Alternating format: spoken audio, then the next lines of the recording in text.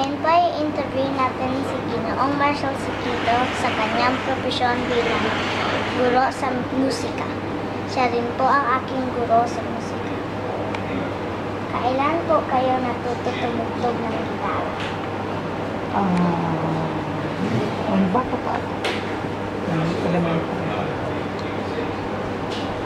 Mahirap po ba mag-aral ng gitara? Noong una. Nung ano pa lang ako, nag-aaral pa lang ako sa elementary, mahirap. Ilang taon po kayo natuto mag-piano? Nung nagtuturo na ako, nag-aaral ako ng piano sa isang private teacher, private tutor, tapos natuto ako magtutog ng piano. Sino po nagturo siya? Ewan ko kung buhay pa siya ngayon, si Mrs. Almeria. Pilipino o Tayo? Filipino. Sa Tacloban. Mahirap po ba tumugtog ng piano? Hindi naman. Basta alam mo na yung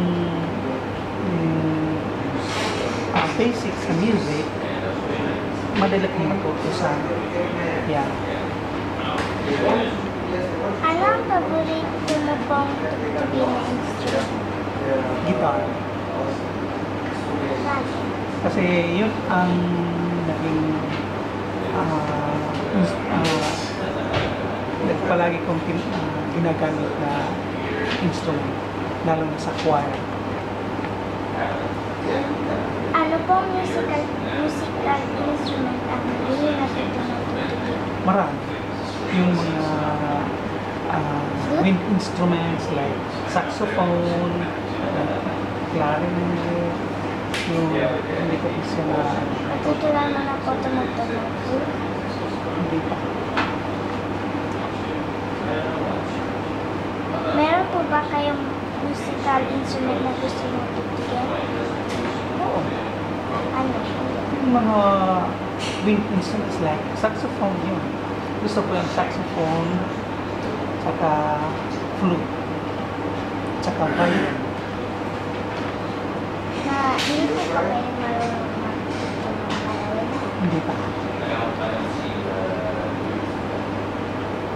Anong musical instrument po ang masayang tugtugin para sa inyo? Para sa akin, gitara.